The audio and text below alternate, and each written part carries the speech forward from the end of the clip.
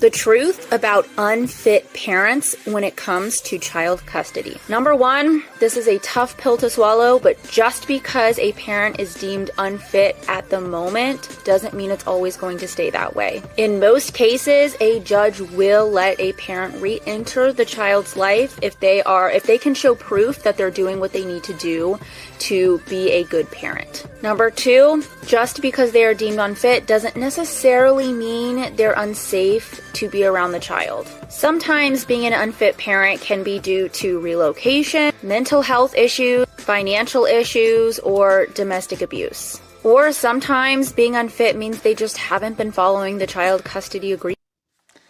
Sounds fair, I guess, but the reality, two different standards. One for a mother's fitness as a parent, and a much stricter one for the father.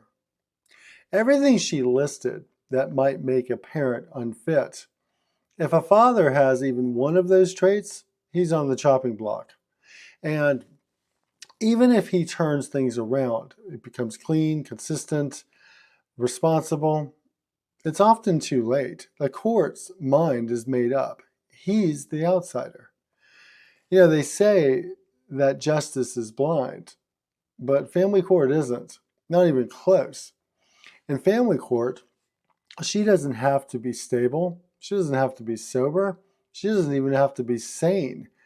You, on the other hand, you just have to be male, and that's enough to lose it all. Welcome to the family court system, where your biology may make you a father, but your gender makes you a visitor.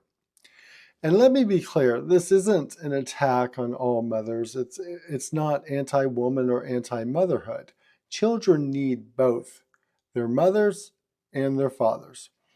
But this system, it's broken, and men are paying the price, and so are the children. Why the current default, though? They say the courts are gender neutral, that both parents have equal rights. But here's the uncomfortable truth about it. Family court doesn't need a reason to take your child, just a mother to give it to. She can be unemployed, living in unstable housing, emotionally erratic, or even on or off substance abuse.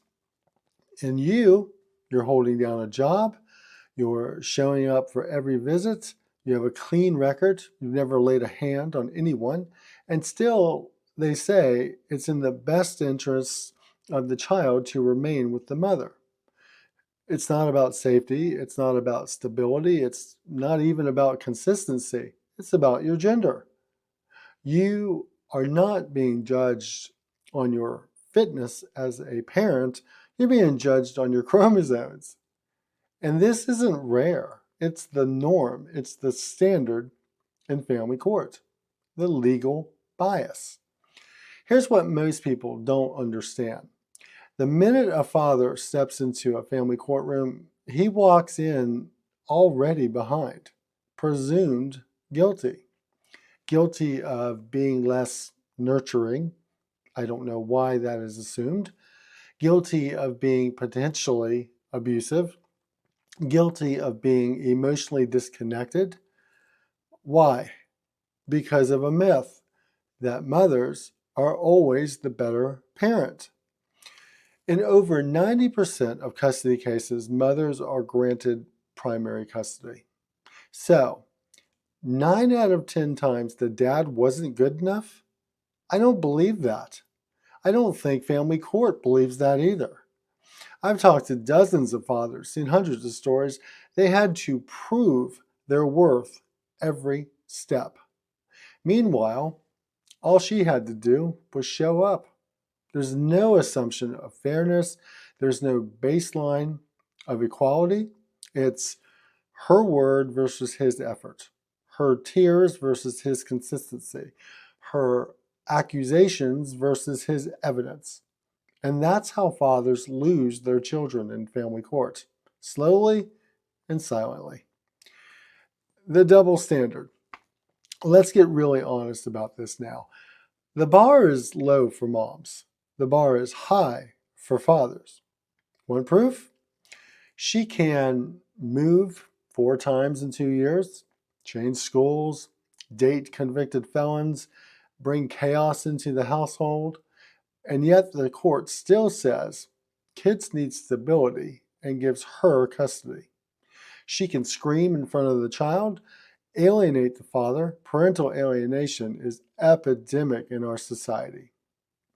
Make false abuse claims, but the court will still say that she's the primary caregiver. Now flip the roles. You raise your voice once in court. You're aggressive. You call out a lie, you're controlling. You show emotion, you're unstable. You fight for your kid, you're a threat. There are fathers, good, honest, loving fathers with solid careers, stable homes, and 0 criminal records. And they're limited to 4 days a month seeing their children. I lived it. Many of you watching this lived it too. And for those who haven't, trust me, it's real. The real world damage, this isn't just unfair to men. It's not just painful to fathers. It is disastrous to children. We now have an entire generations of kids growing up with limited or no relationship with their fathers. And what happens? Studies show that kids without involved fathers are 2 times more likely to drop out, 4 times more likely to experience behavioral issues, 5 times more likely to end up in jail, more likely to use drugs, struggle with depression, and repeat the cycle of broken homes. That is not my opinion, that's data. Family court tells fathers, you're optional or disposable. And kids believe it as well. It's what they're taught through the system. They think dad didn't fight. They think dad didn't love them because of lies. But the truth was dad was pushed out silently, legally, permanently. We aren't protecting kids. We're destroying them. Family court is not about what's fair.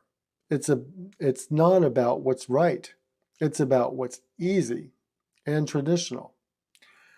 And that tradition says mothers are essential, fathers are optional. Unless we stand up, unless we challenge this, it's never going to change. And that's why Resilient Man Channel exists, because the only people fighting for men are men. So what can we do? Demand 50-50 custody as the default, not something to be earned. It should be the standard in every custody case, unless there is a documented reason why there should not be shared 50-50 custody. There should be real consequences for false abuse claims that weaponize the system against fathers. Equal standards for both parents, not just one. Both the mother and the father are equally important to the children.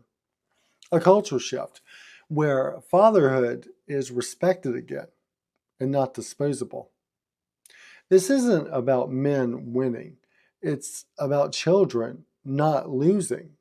Because the truth is, and always has been, she doesn't even have to be fit. You just have to be male.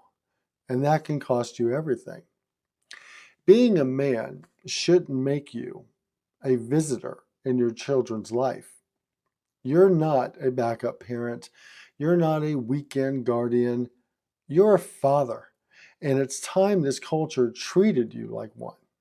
So if you've been through this, if you're still going through this, know this: you are not alone. We are men advocating for men. Hit that subscribe button for me right now. Support the channel. We are growing and helping build a strong community. Share this truth with other guys out there who may be going through a similar situation and need to hear this message. They need to know they are not alone. We need to reclaim fatherhood. Resilient man, because fatherhood should never be optional. Stay resilient if you're going through this. Know your worth. Protect your peace.